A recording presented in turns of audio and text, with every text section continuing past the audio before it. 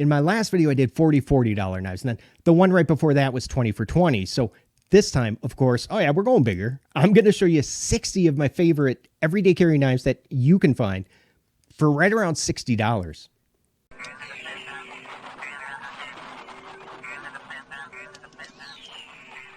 Hey, how you doing? If this is your first time here, welcome to the channel. My name is Jay. Now go ahead and consider clicking on that subscribe if you're looking for knife reviews that get right to the point. Some of the knives that I'm going to show you today will be a little bit under $60, and of course there will be some a little bit over. And don't forget to check the description down below for any of the links to buy, prices, and for the coupon codes.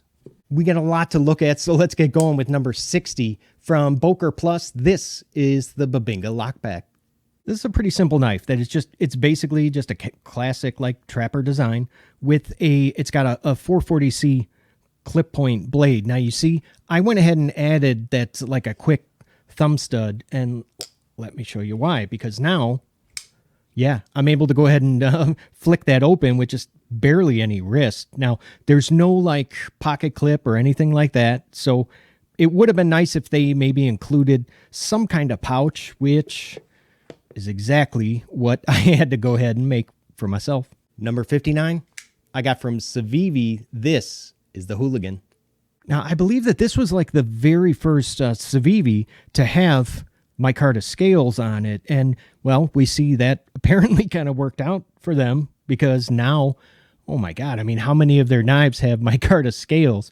But the only reason that I had the Hooligan so low on the list is because, well, it's not a ball bearing pivot, so it's going to be just washers. So yeah, for any kind of action, you really do got to use quite a bit of wrist. How about number 58 from CRKT? This is the Foresight.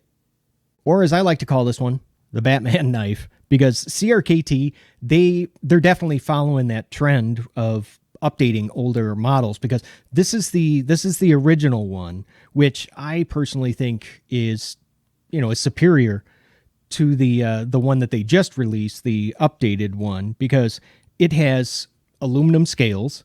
The updated version has GRN, and the blade steel, it's AUS-8 here, and now they made it 1.4116. How about 57 from Bestek? This is the Circuit. Now, I think that this knife is one of the reasons why the Lion all of a sudden kind of became expendable, because now, yeah, it's been discontinued. And you can see they're very similar designs, but the Circuit is going to be just a little bit more compact version that's shorter overall. And it has a thinner handle on it, but the lack of like access to the thumb hole, oh man, that was just a huge, huge oversight on their part. How about number 56? I got from CRKT. This is the Ruger LCK. This is another one that was discontinued by CRKT, and then recently they brought it back to life. But now, I don't know what the deal is, but they made this one an assisted opening knife.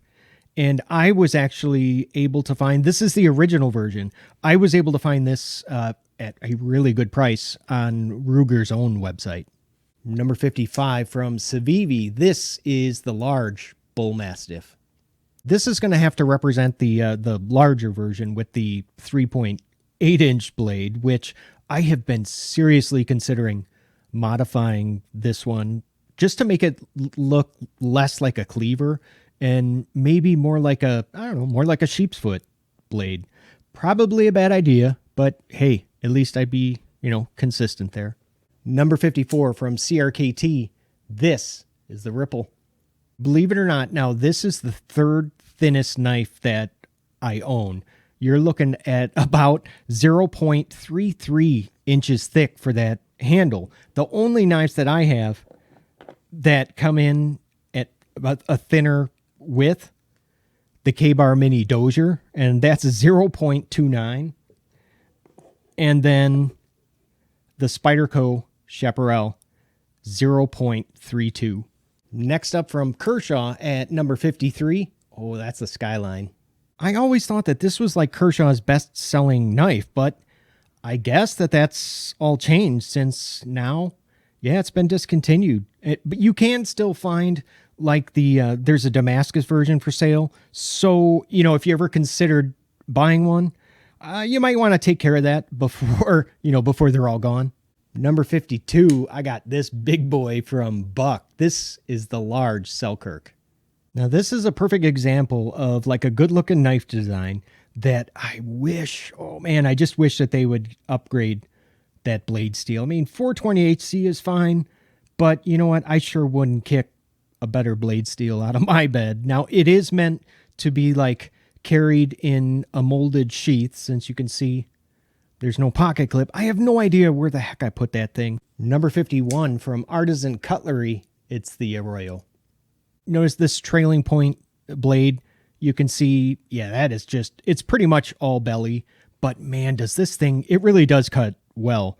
And I absolutely love like the texture of these micarta scales. I mean, once you wrap your hand around that, oh yeah, that's a really good grip. Number 50 is going to be a classic Cold Steel. That's the Voyager. I got to hand it to Cold Steel because they really do make, this is one of the best looking clip point blades that I've ever seen. This is just a great hard use knife, not going to cost you a bunch of money, but unfortunately it is, it's going to take up a good amount of room in the pocket. 49 I got from Kuby. This is the Ku216. Now this is going to represent the liner lock version with a D2 blade, which it used to sell for quite a bit less than it does now. I was really surprised to see that the price went up a little bit. Now this is also that's a good looking clip point blade shape. Number 48 is going to be another CRKT Ruger. This is the hollow point. This comes in like 3 different sizes, and now this one is the medium with a 3.17 inch blade. I kind of like this when it was in production, and I always wanted to pick one up, but I never pulled the trigger. So of course, once now that it's discontinued, I just had to have one. I got from Kershaw, this is the Tumbler. This is great action in both directions, and it is really difficult for me to fail it. Oh, look at that drop shut, because of, you see where the flipper, see how it's kind of located well above the pivot. Now this is one of the very few Kershaws out there with a sub frame lock, which it helps to keep the weight down, since that lock side scale, it doesn't have to be all metal. 46 I got the Kizer Vanguard Kyre. Yeah, unfortunately, all versions of this have been discontinued because it just never really caught on, and it's too bad, because it really does have, look at that, nice big drop point blade, and it does have the 2 deployment options, either using the flipper, or you can see the thumb hole. 45 from CRKT, that's the M4. I really think that this is one of the best looking CRKT knives out there. It has some just nice, quick, assisted opening action. Unfortunately, though, the pocket clip here, look at that. Yeah, it's one position, and if that isn't bad enough, it's just going to be tip down. 44 is going to be the Kershaw Highball XL. Now, this is not at all a knife that I would consider extra large, but hey, for what it's worth, it is bigger than the original Highball. Now, I don't need to have this quick thumb stud on there, because you can see you get the fuller on both sides, which it does work. Yeah, it works just fine, especially when you want to Spidey flick it. 43 is going to be the highly influential CRKT M16. 42 from Bestek. How about the Swordfish? Now, to be honest, this is a little bit big for me to carry every day, but holy cow, the action is so good. And so I can totally understand why this has been such a popular knife for Bestek. 41 from Savvi, it's the Asticus. Now here's another big one with the 3.8 inch blade. This is also, it's a little bit larger than what I would normally like to carry for every day. I mean, I still do every once in a while. We'll carry this, but because it has such a slim design, it's so big, yet it only weighs, get this, 3.9 ounces. Number 40, I got from Steel Will. That's the Sargus. It does have, let me show you this, because it does have really nice drop shut action, but the detent, I think it must be a little bit on the weaker side, because yeah, it's really easy for me to fail it, but still, I love, check out that clip point blade. Love it. 39, I got from Real Steel. That's the Griffin. All right, now these are going to be nearly impossible, to find these in stock anywhere. I hate to show it, but man, it is such a good knife, and it fits perfectly in the price range. So if you ever come across one, man, you better just like snatch that thing up immediately, because this, look at that. It's just a nice, unique button lock with some fidget action. That's out of this world. 38, the Knives Plus exclusive QSP Penguin. Man, when I first heard about this one in S35VN, I rushed to go buy it right away because, well, I love the original in D2, but I guess I didn't really need to hurry because as of this recording, yeah, you can still buy these at Knives Plus. You guys all know this next one. At 37, it's the Buck Ranger 112. 36, from SOG, it's the Terminus XR. Now, the D2 version is going to be the one for this list, and you could make the argument that the price is kind of high, compared to other knives with similar materials, G10 and D2. But, okay, how many of those other knives, how many of them have 3 different deployment options? 35 is going to be the Smoky Mountain Knife Works exclusive Artisan Cutlery Small Hyperion. Smoky Mountain Knife Works, they just must have a ton of these, because last time that I checked, yeah, these are still available. You can still get one as of today. And as far as I know, this is the only way that you can buy the smaller size and without the Damascus blade, because this one is Stonewash D2. 34 from Bestek. That's the Texel. You know what? This is just such a nice little budget sheepsfoot with, oh man, just incredible action. And for some reason, though, Bestek, they decided against putting a deep carry clip on it. It's bad enough that, look, yeah, they only made it one position, but without a deep carry clip, I had to go ahead. I harvested this one from an Artisan Cutlery knife, and you can see, it looks like it belongs on this knife. 33 is going to be a Ferrum Forge design from Savvi. That's the Odium. This is one of the few Ferrum Forge designs that you can actually find in stock to buy. Now, even though I already have obviously one of these, that Damascus version, oh man, does that look good. It has really been tempting me. 32, how about an automatic? It's going to be the Boker Kalishnikov. You know what? It wasn't all that long ago when you could only get one of these with an AUS-8 blade. But now, oh man, I've seen them in D2 steel, S30V, and now my favorite one here in the XHP. But this is still, oh, look at that. Still one of the hardest hitting automatic knives out there. Oh, and really quick, if you're liking this video so far, go ahead and just let me know by giving it a thumbs up. Number 31 from Spyderco, how about the Tenacious?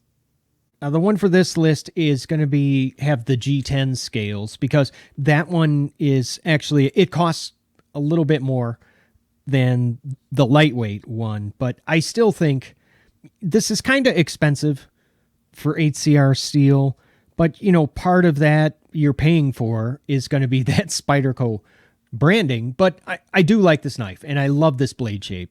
In the 30 spot, I got from Artisan Cutlery. That's the Ren.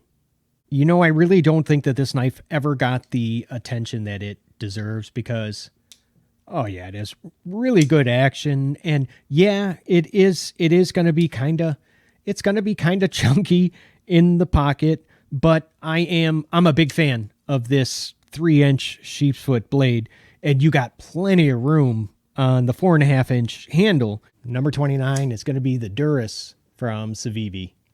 You know, this was actually one of my favorite Civivis for a short while. I mean, I just love, look at that. I love this blade shape and that really nice forward finger choil. It's one of those knives I always just kind of thought would look better if it had a little bit of thicker blade stock, because yeah, you can see it's kind of thin. Number 28 from Concept, it's the Cryo. You know, and if you're sick and tired of like Civivi knives or CJRB, you know, this really is, it's a good budget option to consider. I mean, it's got excellent, really good action, and it's going to be available in a bunch of different flavors. I mean, you can even get one without a flipper tab, different blade steels, handle materials, you name it. 27. It's going to be from Kizer Vanguard. That's the mini sheepdog. If there was ever a knife that I thought really needed like an in-between size, it's this one, because I just think that, you know, the mini is almost too small. And then the standard version, that's kind of big for, don't you think, for like everyday carry. I'm really hoping though, I want to get my hands on that new one. It's got with the thumb hole deployment instead of the flipper. 26, you all know this one. It's going to be from Kershaw. That's the Leak. The latest release from Boker Plus. This is the Bonfire. I love like classic designs that get outfitted with modern features. Well, like for example, like that top or front flipper. I was a little disappointed when I first learned that was, you know, the way that you open this knife. But I'm so glad that it didn't stop me from picking one up, because this is one of the easiest for me to operate. And the action, oh man. Do you see that? It's crazy good. 24. How about the CH 3001? This is one of my favorite CH knives because it almost has it all. I mean, looks, performance, I mean, even the price. It's a super lightweight frame lock that does cut incredibly well. And if that isn't enough, watch this. Yeah, it can do that. Number 23, how about the Blur from Kershaw? Now that the Skyline is out of the way, I'm guessing that either this one or the Leak, or maybe even the Cryo, that will take over as Kershaw's like most popular model. But unfortunately, yeah, this comes with probably like one of the worst pocket clips known to man. All right, I'm being a little dramatic, but I do wish it was different because, yeah, this one is a aftermarket clip that you pretty much have to buy when you buy this knife.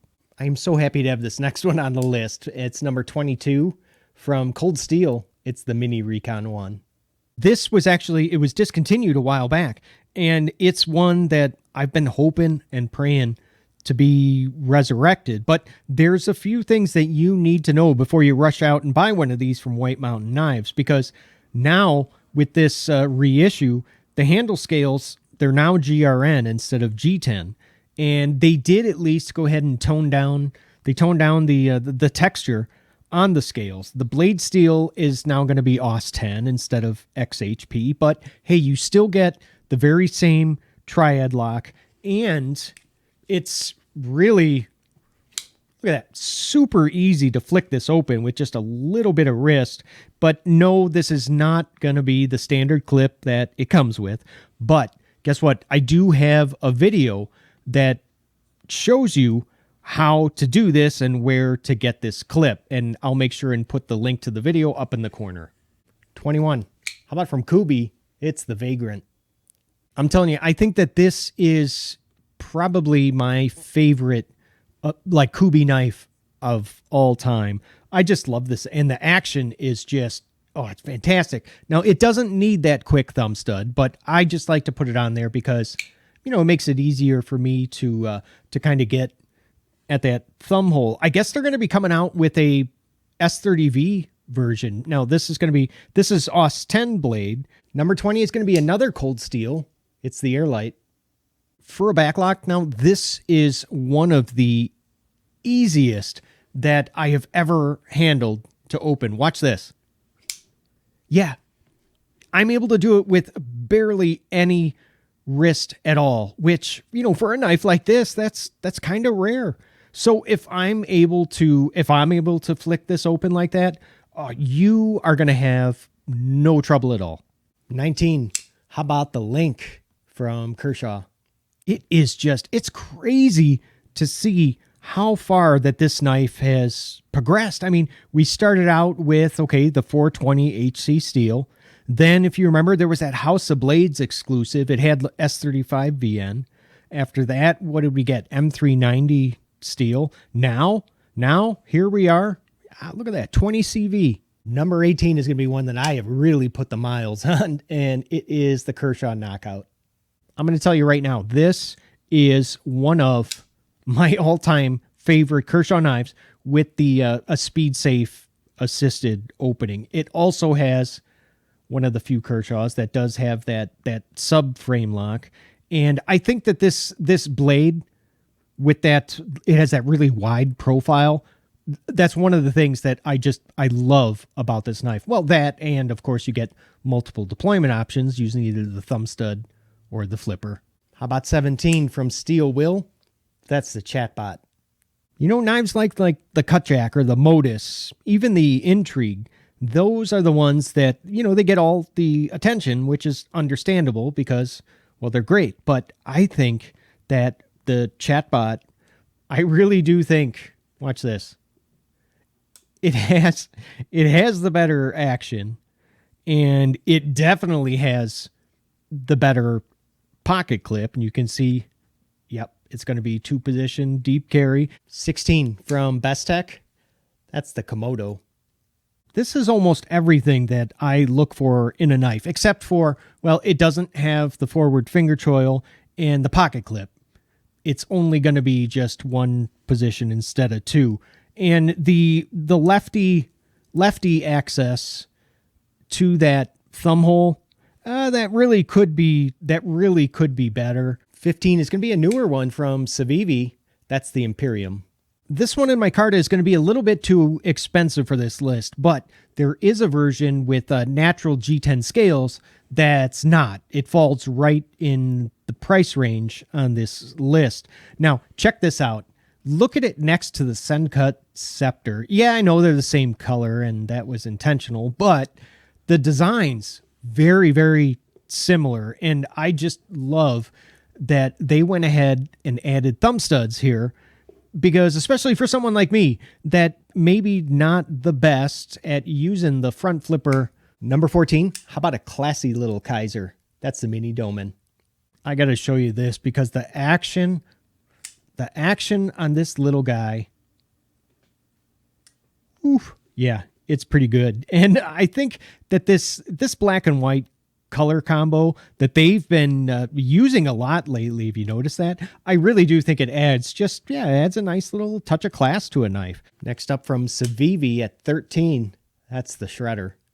Man, isn't this knife just like, it's perfectly named, because that hollow ground blade, oh, it is just an incredible slicer. And this thing is so much fun to fidget, especially, I love doing the Spidey flick on this knife.